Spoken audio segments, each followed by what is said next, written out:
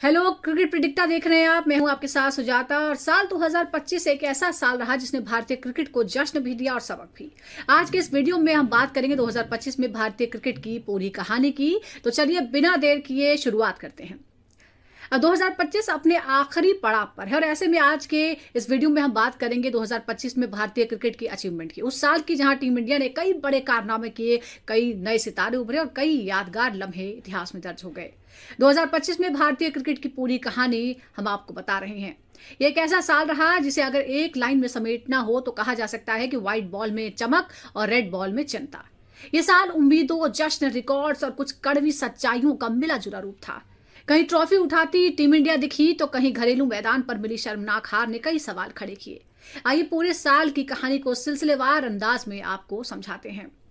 साल की शुरुआत भारतीय टीम के लिए आसान नहीं थी। बॉर्डर गावस्कर ट्रॉफी की निराशा 2024 से खिसकते हुए 2025 तक आ गई थी। आलोचनाएं तेज थी।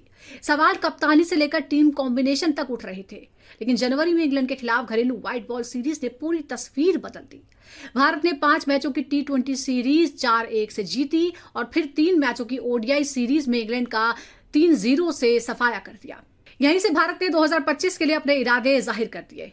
इसी T20 सीरीज में एक ऐसा पल आया जिसने पूरे क्रिकेट जगत को चौंका दिया। वानखेड़े स्टेडियम में खेले गए आखिरी मैच में अभिषेक शर्मा ने 135 रनों की तूफानी पारी खेली और यह भारतीय बल्लेबाज द्वारा T20 में बनाया गया अब तक का सबसे बड़ा स्कोर बन गया। यह सिर्फ एक पारी नहीं थी बल्कि आने वाले सालों की एक झलक थी जिसमें युवा खिलाड़ी बेखौफ क्रिकेट खेलने वाले थे। इंग्लैंड के खिलाफ इस दमदार शुरुआत ने भारत का अगला बड़ा लक्ष्य था 2025 की आईसीसी चैंपियंस ट्रॉफी।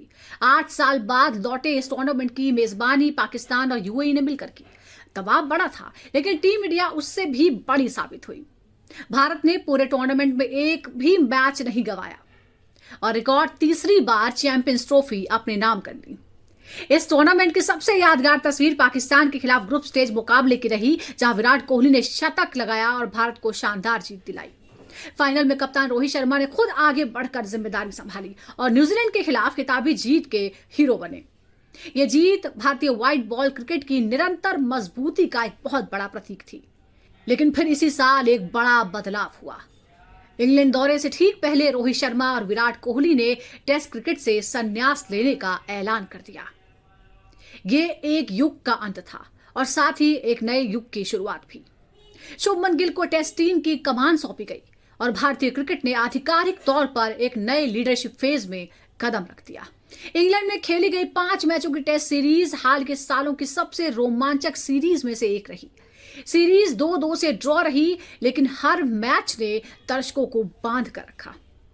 लीड्स और लॉर्ड्स में इंग्लैंड जीता जबकि एजबेस्टन और ओवल में भारत ने शानदार वापसी की।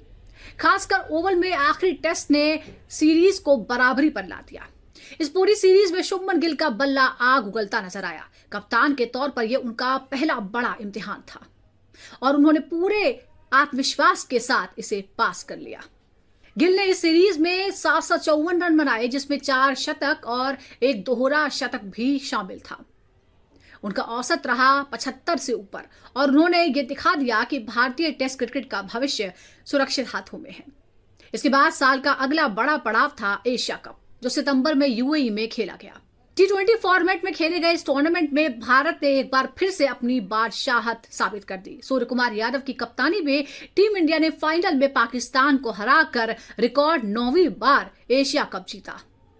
फाइनल में लक्ष्य का पीछा करते हुए तिलक वर्मा की नाबाद 69 रनों की पारी निर्णायक साबित हुई जबकि अभिषेक शर्मा पूरे टूर्नामेंट में शानदार फॉर्म में नजर आए।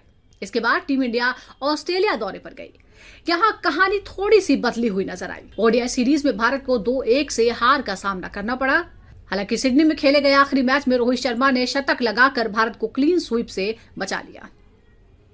इसके बाद खेली गई T20 सीरीज बारिश से प्रभावित रही लेकिन भारत ने 2-1 से सीरीज अपने नाम कर ली।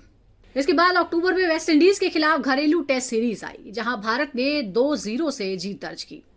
शुभमन गिल की टेस्ट कप्तान के रूप में यह पहली सीरीज जीत थी। इस दौरान उन्हें ओडीआई का कप्तान बना दिया गया जो रोहित शर्मा की जगह एक और बहुत बड़ा बदलाव था भारतीय क्रिकेट में। लेकिन इसके बाद नवंबर में जो हुआ उसने पूरे साल की टेस्ट कहानी पर एक बहुत बड़ा गहरा दाग छोड़ दिया। साउथ अफ्रीका के खिलाफ घरेलू टेस्ट सीरीज में भारत को 2-0 से हार का सामना करना पड़ा। गुवाहाटी में खेले गए दूसरे टेस्ट में 408 रनों की हार भारत की टेस्ट इतिहास की सबसे बड़ी हार साबित हुई। यह नतीजा सिर्फ एक सीरीज हार का नहीं था, बल्कि घरेलू टेस्ट क्रिकेट में भारत की बढ़ती कमजोरी का एक बहुत बड़ा संकेत था। वैसे टेस्ट के बाद भारत ने ओडीआई और टी20 सीरीज में साउथ अफ्रीका को 2-1 और 3-1 से हराकर साल का अंत कुछ हद तक पॉजिटिव तरीके से किया। लेकिन टेस्ट फॉर्मेट में कंसिस्टेंसी की कमी 2026 के लिए एक बहुत बड़ा सवाल बनकर खड़ा है। इंडिविजुअल प्रदर्शन की बात करें तो टेस्ट क्रिकेट में 2025 पूरी तरह से शुभमन गिल के नाम रहा। उन्होंने 10 टेस्ट मैचों में 983 रन बनाए और पूरे साल भारत के सबसे ज्यादा रन बनाने वाले बल्लेबाज भी बने। उनके बाद नंबर आता है केएल राहुल का, रविंद्र जडेजा, यशस्वी जायसवाल और Rishabh Pant.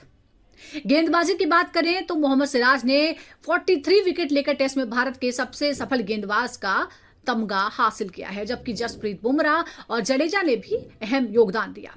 White ball cricket में आंकड़े और भी ज्यादा शानदार है। टी20 इंटरनेशनल में अभिषेक शर्मा 859 रनों के साथ सबसे आगे रहे, जबकि गेंदबाजी में वरुण चक्रवर्ती ने 36 विकेट लेकर सबको पीछे छोड़ दिया। ओडीआई में विराट कोहली और रोहित शर्मा की बात करें तो 651 और 650 रन बनाकर दोनों टॉप पर रहे। वहीं विकेट लेने में हर्षित राणा और कुलदीप यादव सबसे आगे रहे।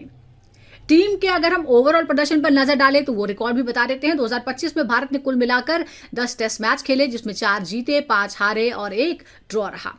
ओडीआई की बात करें तो 14 में से 11 जीते, 3 हारे। टी20 इंटरनेशनल में 21 में से 15 जीते। ये दिखाती है कि सीमित ओवर में भारत कितनी मजबूत टीम बन चुका है।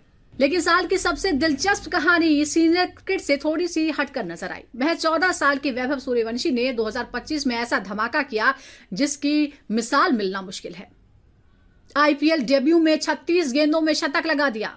अंडर एज क्रिकेट से लेकर घरेलू टूर्नामेंट्स तक रिकॉर्ड की झड़ी लगा दी वैभव ने खुद को भारत का भविष्य घोषित कर दिया अपनी परफॉर्मेंस से। गूगल पर सबसे ज्यादा सर्च होने वाले भारतीयों में शामिल होना और सोशल मीडिया पर छा जाना इस बात का सबूत था कि भारतीय क्रिकेट को एक नया सुपरस्टार मिल चुका है।